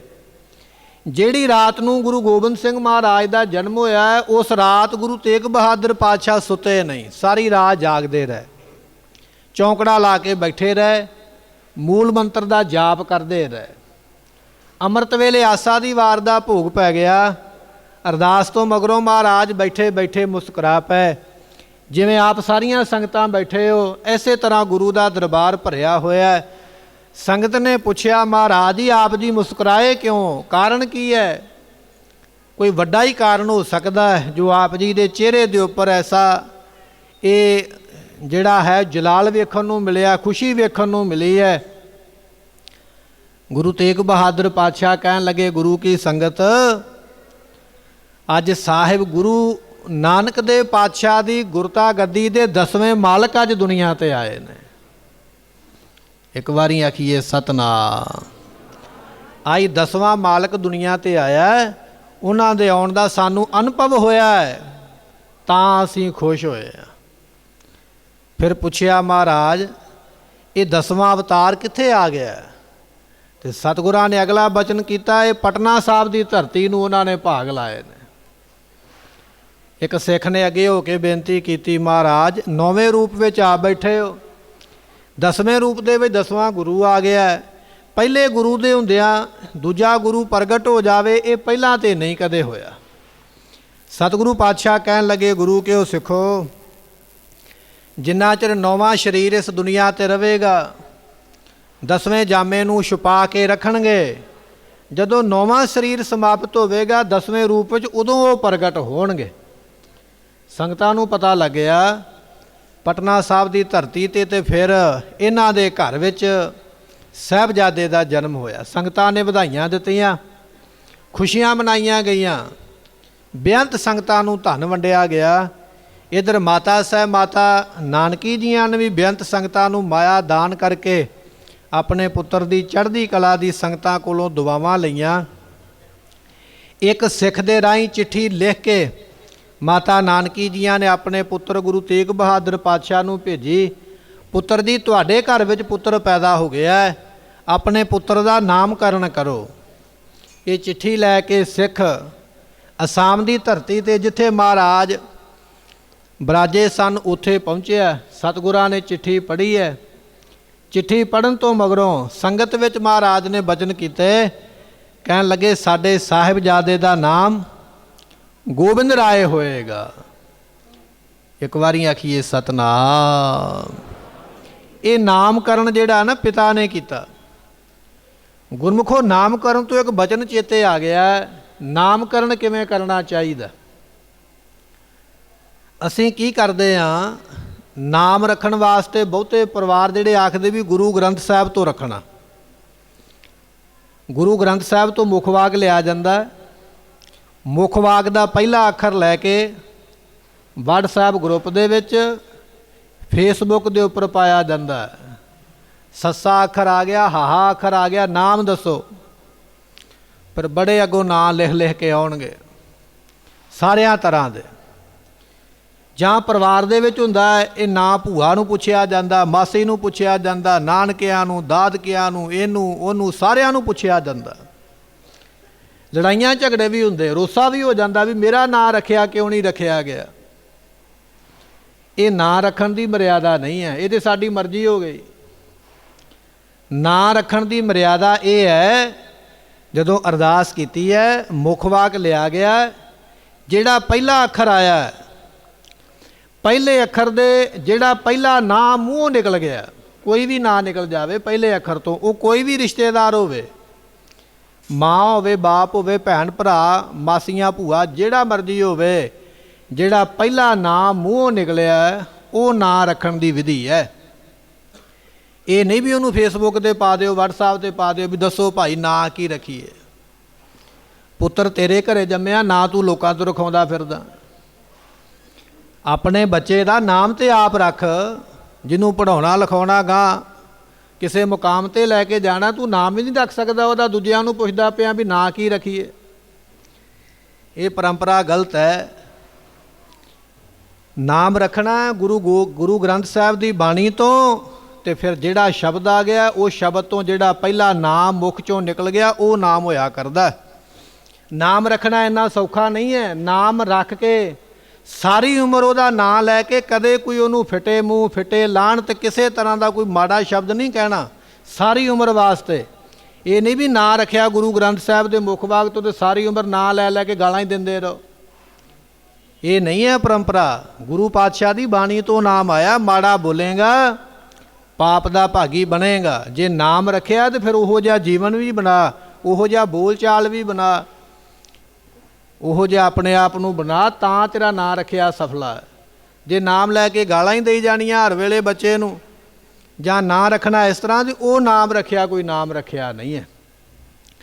ਰੋ ਵਿਚਾਰ, ਗੁਰੂ ਗੋਬਿੰਦ ਸਿੰਘ ਮਹਾਰਾਜ ਦਾ ਨਾਮ ਗੁਰੂ ਤੇਗ ਬਹਾਦਰ ਪਾਤਸ਼ਾਹ ਨੇ ਰੱਖਿਆ। ਸਾਡੇ ਪੁੱਤਰ ਦਾ ਨਾਮ ਹੋਵੇਗਾ ਗੋਬਿੰਦ ਰਾਏ, ਇਹ ਨਾਮ ਮਹਾਰਾਜ ਨੇ ਬਖਸ਼ਿਆ। ਇੱਧਰੋਂ ਗੁਰਮੁਖੋ ਇੱਕ ਪੀਰ ਭੀਖਣ ਸ਼ਾਹ ਨਾਮ ਦਾ ਇੱਕ ਪੀਰ ਰਹਿੰਦਾ। ਜਿਹੜੇ ਮੁਸਲਮਾਨ ਨੇ ਨਾ, ਉਹ ਜਦੋਂ ਨਮਾਜ਼ ਪੜ੍ਹਦੇ ਨੇ ਲਹਿੰਦੇ ਨੂੰ ਮੱਥਾ ਟੇਕਦੇ, ਜਿੱਧਰ ਨੂੰ ਸੂਰਜ ਛਿਪਦਾ ਨਾ ਉੱਧਰ ਨੂੰ ਸਜਦਾ ਕਰਦੇ। ਜਦੋਂ ਵੀ ਨਮਾਜ਼ ਪੜ੍ਹਦੇ ਨੇ ਮੂੰਹ ਉੱਧਰ ਨੂੰ ਕਰਦੇ। ਸੌਖਾ ਜਿਹਾ ਆਪਾਂ ਬਚਨ ਸਮਝਣ ਲੱਗੇ ਹਾਂ, ਸਾਡੀ ਸਮਝ ਪੈ ਜਾਵੇ। ਉਹ ਤਾਂ ਕਰਦੇ ਨੇ ਵੀ ਇੱਧਰ ਨੂੰ ਜਿਹੜਾ ਹੈ ਨਾ ਉਹਨਾਂ ਦਾ ਸਭ ਤੋਂ ਵੱਡਾ ਧਾਰਮਿਕ ਸਥਾਨ ਹੈ, ਜਿਸ ਨੂੰ ਮੱਕਾ ਕਾਬਾ ਕਿਹਾ ਜਾਂਦਾ, ਵੀ ਇੱਧਰ ਨੂੰ ਖੁਦਾ ਦਾ ਘਰ ਹੈ, ਉੱਧਰ ਨੂੰ ਮੂੰਹ ਕਰਕੇ ਅਸੀਂ ਨਮਸਕਾਰ ਕਰੀਏ। ਪਰ ਅੱਜ ਪੀਰ ਨੇ ਉਸ ਖੁਦਾ ਦੇ ਘਰ ਨੂੰ ਪਿੱਠ ਕਰਕੇ ਤੇ ਚੜ੍ਹਦੇ ਵੱਲੇ ਮੂੰਹ ਕੀਤਾ, ਜਿੱਧਰ ਗੁਰੂ ਗੋਬਿੰਦ ਸਿੰਘ ਪਾਤਸ਼ਾਹ ਦਾ ਅਵਤਾਰ ਹੋਇਆ। ਨਾਲ ਦੇ ਚੇਲਿਆਂ ਨੇ ਪੁੱਛ ਲਿਆ, ਕਹਿਣ ਲੱਗੇ, ਉਹ ਪੀਰ ਜੀ ਤੁਸੀਂ ਸ਼ਰ੍ਹਾ ਤੋਂ ਬਾਹਰੀ ਹੋ ਗਏ। ਸਾਡੇ ਧਰਮ ਵਿੱਚ ਜਿਹੜਾ ਮਰਜ਼ੀ ਜੋ ਮਰਜ਼ੀ ਕਰੀ ਜਾਵੇ, ਅਸੀਂ ਆਖਦੇ ਹਾਂ ਇਹ ਚੰਗਾ ਕਰਦਾ ਪਿਆ, ਪਹਿਲੇ ਗਲਤ ਕਰਦੇ ਸਨ। ਇਸਲਾਮ ਦੇ ਵਿੱਚ ਪੂਜਨੀਕ ਪੀਰ ਹੈ, ਅੱਜ ਉਹਨੇ ਕੰਮ ਗਲਤ ਕੀਤਾ। ਚੇਲਿਆਂ ਨੇ ਸਵਾਲ ਕਰਤਾ, ਪੀਰ ਹੋਵੇਂਗਾ ਠੀਕ ਹੈ, ਪਰ ਤੂੰ ਧਰਮ ਤੋਂ ਬਾਹਰੀ ਕਿਉਂ ਹੋਇਆ? ਤੇ ਪੀਰ ਨੂੰ ਦੱਸਣਾ ਪਿਆ। ਕਹਿਣ ਲੱਗੇ, ਉਹ ਪਿਆਰਿਓ, ਜਿੱਧਰ ਖੁਦਾ ਦਾ ਘਰ ਹੈ ਉਧਰ ਮੈਂ ਪਿੱਠ 'ਤੇ ਕਰ ਲਈ ਹੈ, ਪਰ ਅੱਜ ਮੇਰਾ ਮੂੰਹ ਉਸ ਖੁਦਾ ਵੱਲ ਹੋਇਆ। ਉਹ ਤਾਂ ਖੁਦਾ ਦਾ ਘਰ ਹੈ, ਪਿੱਠ ਕੀਤੀ ਹੈ, ਪਰ ਮੇਰਾ ਮੂੰਹ ਅੱਜ ਖੁਦਾ ਵੱਲ ਹੋ ਗਿਆ, ਅੱਜ ਖੁਦਾ ਇੱਧਰ ਆ ਗਿਆ। ਚੇਲਿਆਂ ਨੂੰ ਬਹੁਤਾ ਯਕੀਨ ਨਹੀਂ ਹੈ, ਕਿਤੇ ਸਾਡਾ ਪੀਰ ਕਿਤੇ ਝੂਠ ਤਾਂ ਨਹੀਂ ਬੋਲਦਾ ਪਿਆ ਬਚਨ ਵਾਸਤੇ। ਕਹਿਣ ਲੱਗੇ, ਜਿਹੜਾ ਖੁਦਾ ਆਇਆ ਸਾਨੂੰ ਵੀ ਵਿਖਾ ਕਿੱਥੇ ਆਇਆ। ਚੇਲਿਆਂ ਨੂੰ ਨਾਲ ਲੈ ਕੇ ਪੀਰ ਨੂੰ ਤੁਰਨਾ ਪਿਆ। ਚਲਦਿਆਂ ਚਲਦਿਆਂ ਪੌਂਟਾ ਸਾਹਿਬ, ਪਟਨਾ ਸਾਹਿਬ ਪਹੁੰਚਿਆ। ਗੁਰਮੁਖੋ ਇਤਿਹਾਸ ਦੀ ਕਥਾ ਚੱਲਦੀ ਹੈ ਨਾ, ਸ਼ਾਮ ਨੂੰ ਉਹ ਮਹਾਰਾਜ ਜੀਆਂ ਦੇ ਪੌਂਟਾ ਸਾਹਿਬ ਦਾ ਇਤਿਹਾਸ ਚੱਲਦਾ ਪਿਆ। ਉਹ ਵਾਰ-ਵਾਰ ਕਥਾ ਵਿੱਚ ਪੌਂਟਾ ਸਾਹਿਬ ਕਹਿੰਦਿਆਂ कई बारी शब्द जिहड़ा ना अदला बदली हो जाती है। लैके अपने चेलियां नूं पटना साहब पहुँचया, जाके बेनती की कि दर्शन करने ने महाराज जियां दे 10वें रूप दे। मातावां ने दर्शन नहीं करवाए। उहदा कारण ये सी कि मुसलमान राजे ने गुरु तेग बहादुर पातशाह नूं शहीद किया। ये पीर भी मुसलमान है, की पता औरंगजेब ने ना भेजा होवे भी उन्हां दे घरे बच्चा पैदा होया उन्होंने जमदे नूं ही नुकसान पहुँचाया जाए। और ये गुरु घर दे नाल शुरू तो ही गुरु अर्जन देव पातशाह नूं शहीद किया। जहांगीर बादशाह ने गुरु हरगोबिंद पातशाह नूं ग्वालियर के किले विच रखिया। किते ना किते डर जरूर सीगा भी ये नुकसान पहुँचाउणगे। आखिया नहीं दर्शन करावांगे उदों जदों गुरु तेग बहादुर पातशाह आ जाणगे, अजे घरे विच नहीं, घर विच नहीं। पीर जी जां दोबारा आ जाओ जां इत्थे रह पवो, जदों महीने 2 महीने बाद सतगुरु आउणगे दर्शन करवा देंगे। पीर कहन लगा, पीर भी समझ गया भी इन्हां नूं डर पै गया मेरे तो। पीर ने फिर बचन किया, कहन लगा मैं ना प्रशादा छकां ना मैं दुध पीआं, इथों तक कि मैं पानी भी नहीं पीवांगा, पानी की बूंद नहीं मूँह विच पावांगा जिन्ना चिर तुसीं गुरु दे दर्शन नहीं कराओगे। बैठ गया दरवाजे ते धरना ला के। जदों कुछ घंटे लंघ गए ना, वेखिया भी ये पीर तो वाकई ही जिते अड़ गया, ये नहीं मनदा पिया। ये पीर वाकई ही सच्चा भावना वाला जिहड़ा आखदा भी मैं खावां पीवांगा कुछ नहीं। फिर माता साहब माता नानकी जियां ने मामा किरपाल चंद दे हथ, माता गुजरी जियां दे भरा दा नाम किरपाल चंद है, उन्हां नूं छोटा बच्चा साहिब गोबिंद राय जी फड़ा के गोदी विच आखिया तुसीं पीर नूं दर्शन करवा दिओ। ते पीर जिहड़ा है ना उहदे मन विच सवाल है, ते सवाल दा जवाब बोल के दिता जांदा है। आपां सारिआं नूं पता भी जमदा बच्चा बोलदा नहीं है। पीर ने 2 कुजियां अगे कीतियां, एक दुध दी एक पानी दी। महाराज एक ते हथ रखो, अंदरों अरदास करदा पिया मुसलमानां दा पक्ष करोगे कि हिंदुआं दा करोगे। धन गुरु गोबिंद सिंह महाराज ने दोनों कुजियां ते हथ रख के आखिया असीं दोनों दा ही पक्ष करांगे। ना को बैरी नहीं बेगाना सगल संग हमको बने आई। साडे पलंगे नूं ते गणी खावी चुकेगा, नबी खावी चुकेगा, मुसलमान ही क्यों ना होवे। ते साडे पलंगे नूं भाई दया सिंह वर्गे वो धर्म सिंह वर्गे भी चुकणगे। असीं बराबर हाँ सारिआं दे, साडे वास्ते हिंदू मुसलमान दा कोई वखरेवा ना पाओ। ते कहन लगे फिर जदों ये जवाब दिता तो नाल ही महाराज ने अपना निक्का जिहा पैर मार के दोने कुजियां धरती ते भी सुट दित्तियां। दुध ते पानी इकट्ठा हो गया। साडे अंदर गर्मी पै जावे ना तो वैद कहंदा कच्ची लस्सी बना के पीर गर्मी खत्म हो जाएगी। महाराज ने इशारा दिता, कहन लगे बड़ी गर्मी है मुसलमानां दे खून विच, बड़ी गर्मी है हिंदुआं दे खून विच, आपस विच लड़दे मरदे रहिंदे। असीं इन्हां दोवां दे विचों इहो जिहा पंथ पैदा करांगे जिहड़ा दोनां विच ही ठंड वरता देवेगा।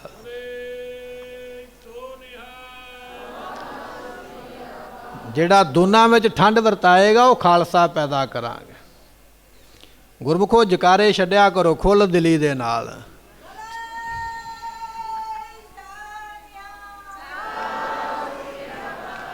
सत श्री अकाल जिहड़ा है ना वो अकाल पुरख का नाम है। जिवें आपां आखदे ना सतनाम वाहिगुरु, वाहिगुरु परमात्मा का नाम है, अकाल भी परमात्मा का नाम ही। आपां आखदे हैं सत श्री अकाल भी, अकाल पुरख सदा रहन वाला है। ये है साडे जकारे का मतलब, ये है नाम। जदों आनंद आउंदा ना कीर्तन सुन के, कथा सुन के, वारां सुन के, इतिहास सुन के, उतों जकारा छड्ड के अपनी हाज़री लवाया करो। एकाग्रता बनती है, संगत का ध्यान जुड़दा, होर पता लगता भी संगत सुनने वाली बैठी हुई है। सो गुरमुखो समा समाप्त हो गया है। विचारां ते महाराज साहब के जीवन दियां बहुत ने। सतगुरु पातशाह रहमत करन, सानू गुरसिੱਖੀ दियां दातां, नाम दियां दातां, बाणी दियां दातां बख्शिश करन, चढ़दी कला का जीवन प्राप्त होवे। भुलां चुकां दी मुआफ़ी आप संगतां दे चरनां विच बेनती है कि दोने टाइम सवेरे ते शाम गुरबाणी की कथा और इतिहास की कथा जिहड़ी है चैनल ते पाई जाती है। ਆਪ ਸੰਗਤਾਂ ਚੈਨਲ ਤੋਂ ਇਹ ਕਥਾ ਹਰ ਰੋਜ਼ ਘਰ ਬੈਠੇ ਸਰਵਣ ਕਰ ਸਕਦੇ ਹੋ। ਇਹ ਬੇਨਤੀਆਂ ਪ੍ਰਵਾਨ ਕਰਨੀਆਂ। ਆਓ ਗੱਜ ਕੇ ਪਿਆਰ ਦੇ ਨਾਲ ਫਤਿਹ ਦੀ ਸਾਂਝ ਕਰੀਏ, ਮਿਲ ਕੇ ਆਖੀਏ ਵਾਹਿਗੁਰੂ ਜੀ ਕਾ ਵਾਹਿਗੁਰੂ ਜੀ ਕੀ ਫਤਿਹ। ਵਾਹਿਗੁਰੂ ਜੀ ਕਾ ਖਾਲਸਾ, ਵਾਹਿਗੁਰੂ ਜੀ ਕੀ ਫਤਿਹ। ਬਹੁਤ ਬਹੁਤ ਧੰਨਵਾਦ ਗਿਆਨੀ ਗੁਰਚਰਨ ਸਿੰਘ ਜੀ, ਜਿਨ੍ਹਾਂ ਨੇ ਸੰਗਤਾਂ ਨੂੰ ਇਤਿਹਾਸ ਤੋਂ ਜਾਣੂ ਕਰਵਾਇਆ। ਸੋ ਰੋਜ਼ਾਨਾ ਹੀ ਸਵੇਰ ਔਰ ਸ਼ਾਮ ਦੇ ਸਮੇਂ, ਸਵੇਰ ਵੇਲੇ ਲੜੀਵਾਰ ਕਥਾ ਚੱਲੀ ਆਪਣੇ ਗੁਰਦੁਆਰਾ ਸਾਹਿਬ ਵਿਖੇ ਸਾਹਿਬ ਸ੍ਰੀ ਗੁਰੂ ਗ੍ਰੰਥ ਸਾਹਿਬ ਦੀ, ਔਰ ਸ਼ਾਮ ਦੇ ਸਮੇਂ ਗੁਰ ਇਤਿਹਾਸ ਦੀ 10ਵੇਂ ਪਾਤਸ਼ਾਹ ਦੀ ਜਿਹੜੀਆਂ ਉਹ ਸਾਖੀਆਂ, ਉਹ ਗੁਰ ਇਤਿਹਾਸ ਦੀ ਕਥਾ ਜਿਹੜੀ ਹੈ ਸ਼ਾਮ ਦੇ ਸਮੇਂ 45 ਮਿੰਟ ਔਰ 45 ਮਿੰਟ ਸਵੇਰ ਦੇ ਸਮੇਂ ਸਿੱਖ ਹਿਸਟਰੀ ਦੇ ਨਾਲ ਤੁਸੀਂ ਉੱਥੇ ਵੀ ਸੁਣ ਸਕਦੇ ਹੋ ਚੈਨਲ ਤੋਂ। ਸੋ ਮੈਂ ਬੇਨਤੀ ਕਰਦਾ ਹਾਂ, ਬਹੁਤ ਹੀ ਸਤਿਕਾਰਯੋਗ ਕੀਰਤਨੀ ਜਥਾ ਭਾਈ ਸਾਹਿਬ ਭਾਈ ਲਖਵਿੰਦਰ ਸਿੰਘ ਜੀ,